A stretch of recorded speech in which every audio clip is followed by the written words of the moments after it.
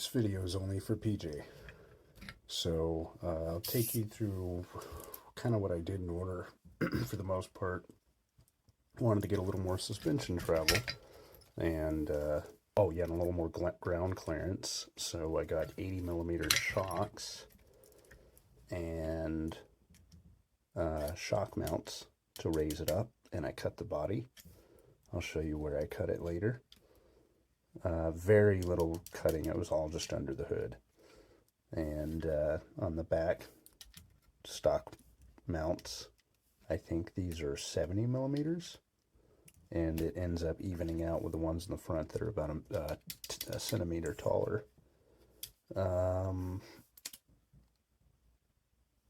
I ended up going through a few sets of tires and wheels before I found something I liked. These are heavy, and these tires are very grippy. It's great. After I got all of that sorted, I ran into the similar issue I think you were just running into, where I was trying to match like an ESC and a receiver and get everything to fit. Well, I found this Hobby Wing 1080 G2 brushed ESC online, and it ended up making this run really quiet with the stock equipment, even stock motor and transmission. It just made it run silent. That old ESC just whined. It was weird. It whined so much. It was ridiculous. So yeah, got that in there, and it fit perfectly. As you can see, fits perfect side by side with the Dumbo RC, or DUMBORC. What does that say there? X6DCAB. I got that specifically because it worked with an adapter to retain my original lights on the MN78. I didn't even measure these. I didn't know if I was going to get these side by side. It ended up sitting perfect. I think I had to trim the tray a little bit. You could see here where it's trimmed. I think I took the edge or the side off the tray, and yeah, it holds those quite nice. Then I discovered that old motor and transmission just didn't have a whole lot of power. Oh, before I get to that, yeah, I did end up having to change the battery connector on the batteries. I kept my stock batteries. Shortened this. The way that came, I mean, it was, you know, it was half a foot long. Whatever, it was a little too big. I chopped it down a bit and soldered it so it fit nicely. Wires all barely fit, just a little bit of cutting to make room for these here. This is where it gets nice. This transmission here, I tried to get the original motor to bolt up to this. Not the original, I'm sorry, I got a Tamiya 370. I was running the Tamiya 370 high torque motor for a while, but the pinion on that was really short. The shaft or pinion, whatever it is, wasn't able to get it to link up to anything but the stock one with a little mod.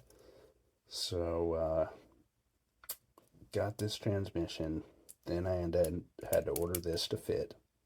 They bolted up nicely.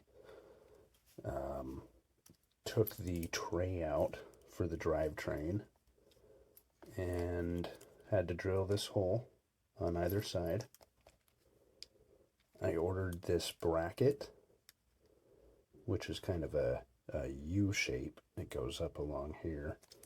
Didn't end up needing that. I could have just put washers in between on either side. I probably didn't need to get that little bracket, but whatever. So that's in there, fit nicely. Decided the motor in the back, just to kind of distribute everything because it was getting busy up in the front. Let's see.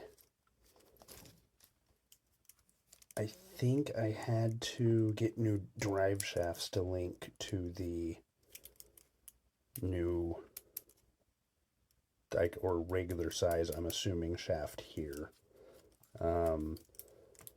Got those and then found out I need shaft sleeves for my original axles.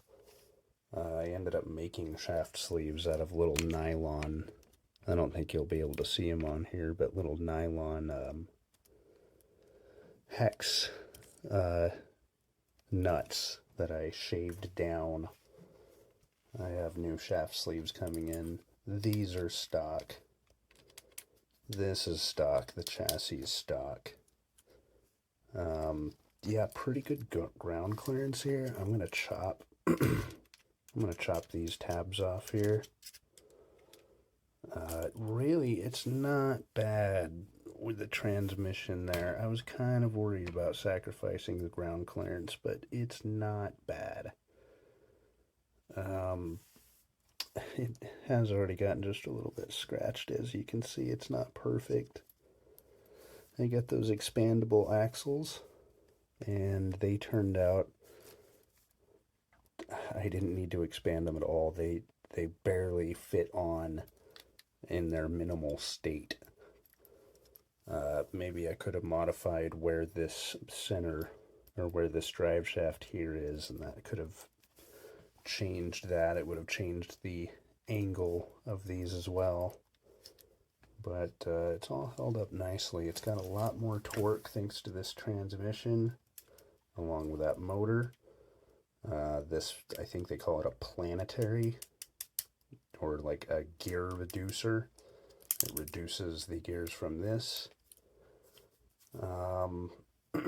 Yeah, thinking about raising the rear suspension with a higher strut mount, but I'd have to cut the body a bit.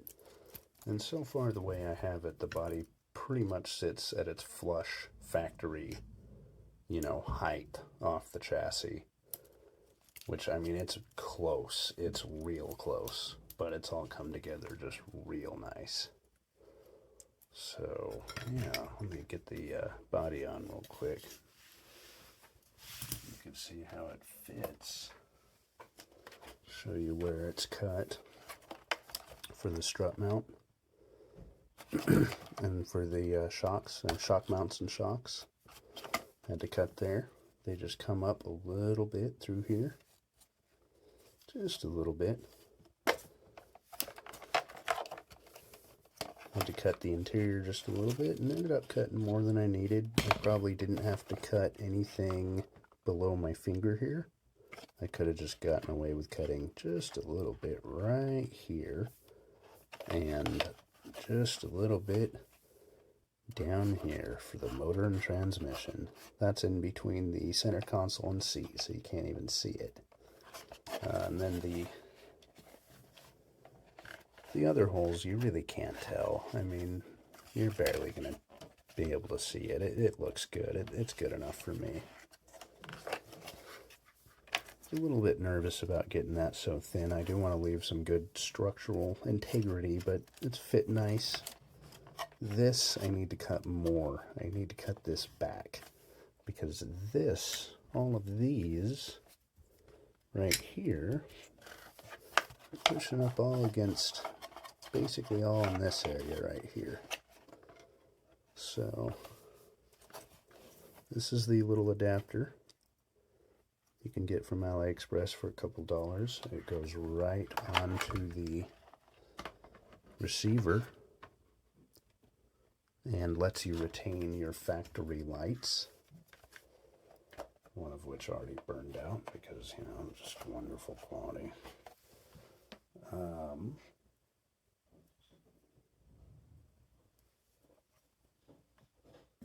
Let me get this hooked up here.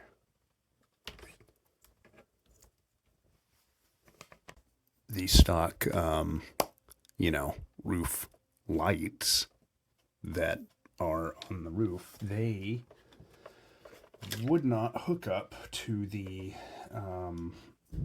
receiver using a standard, or using their old connector, because of course that old ESC had a really weird or non-standard connector. So I ended up snipping it, a little bit of shrink wrap around the ends, and I just kind of, for the time being, I just manually get it in there, you know, black on black, red on red. Oops, missed it. Hold on. Get it in. There's a red one. And yeah, they do stay on okay. I pulled the metal connectors from inside of that plastic. You can use something pointy and carefully remove the tabs and pull the connectors out, and these connectors will slide onto these little pins on the receiver. Yeah, let's get that in there. This plugs in. Can you see it? Yeah, you can see it. This plugs in right here, and it faces that way, at least on mine. It's gonna face the interior of the receiver if you get one of these. Overall, this upgrade, I mean, I spent hundreds of dollars. It's so stupid. Why did I do this? I can't believe I've done this. I had no idea what I was doing getting into this, and I got a lot of things that I didn't end up even needing, or were maybe like the wrong kind of size. Now, using my modifications, it seems like it doesn't want to fit at first, but some of the wires are kind of just pushing up on it. Back goes in nice. Front. Let's make sure I got it all lined. I'm thinking maybe I just need to not only take off my little bumper guards, but take off maybe the bumpers too. Give myself a little bit more of a angle to approach things at. Although I really do like my add-on there. I take this and I just wire it up to the extra third wire off the charger, and I of course wired the other connector here onto the charger, and it's been fine. I watched it, you know, I watched it the first few times. There were no fires, nothing like that. We were good. This still, you know, talks to the battery just fine. It just needs that extra little data cable, which, yeah, I know it's a little unorthodox, but just for the time being, you know, nice and cheap, just like me. The way it came, the steering wheel was it was upside down. Well, you can take this apart a little bit and get back there and actually loosen it to turn it and make it not so upside down anymore. Is that not turning? There we go. Look at that. Anyway, I haven't done any painting yet. I haven't decided on a color, but there's my cuts. You can see the lights from the receiver and ESC through there, which I actually kind of like. Again, I did more cutting than what you really need to do. Back is all stock. It looks fine back there, unless I decide to cut higher shocks in, which will of course need to cut the rear of the back seat a little bit. Might not be so bad. Might be able to hide it with something else. The license plates, I'll link below the page I got these from. Really cool. They're not even a sticker. It's actually the plastic's printed right onto it. I made the defroster. I printed that. It came out terribly, but that's okay. Yeah, why don't we turn it on real quick?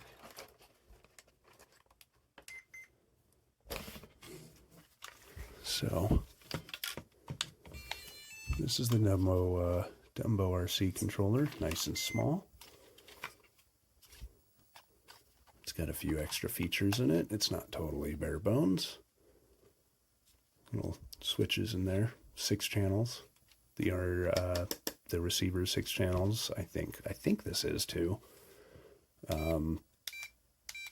Program lights. The receiver allows you to change light configurations.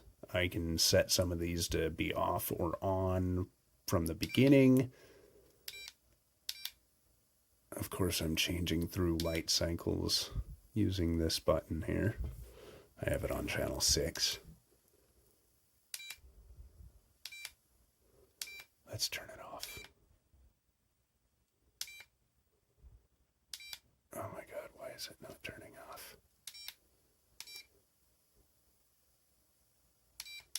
Really? Oh well, this is the first time it hasn't worked. Oh, I plugged the controller in. Hold on, I plugged my lights into the wrong. Whatever. I'm just gonna keep it in. I plugged my lights back into the wrong channel. So, which one did I connect it to? Yeah, I accidentally connected my lights back to channel 3. I had them on channel 6. I just confused myself.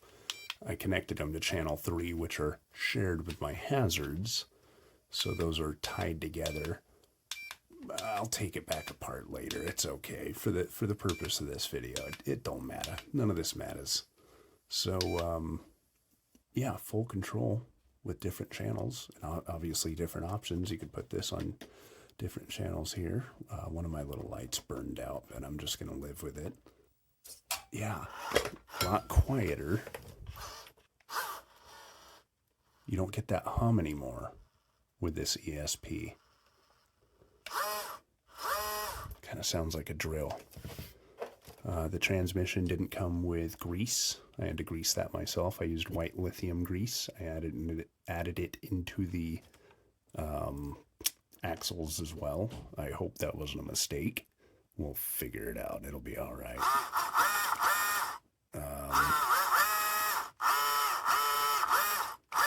Yeah, it's all been pretty nice. A lot of fun.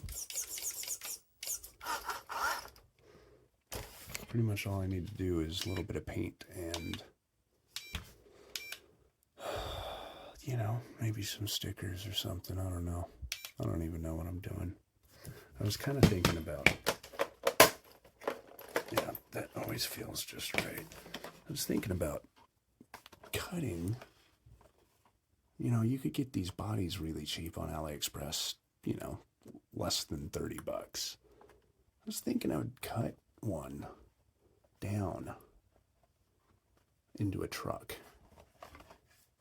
Try to get this back window back up here. I've gotten pretty good at working with, like, you could use JB Weld plastic bonder. You could literally just form plastic out of it that you can sand and paint. And, I mean, I use Post-it notes to kind of guide where that plastic bond dries to kind of make a mold. And, you know, shave some stuff down. The taillights wouldn't be right, but I don't think the back tailgate would either. But, yeah, that's kind of something I'm thinking about with this. I think a few people have done it online. You know, overall, I really like this MN78. I don't regret it. But had I known from the beginning, I just probably would have gotten the chassis and the body and just gotten everything else put together from scratch myself.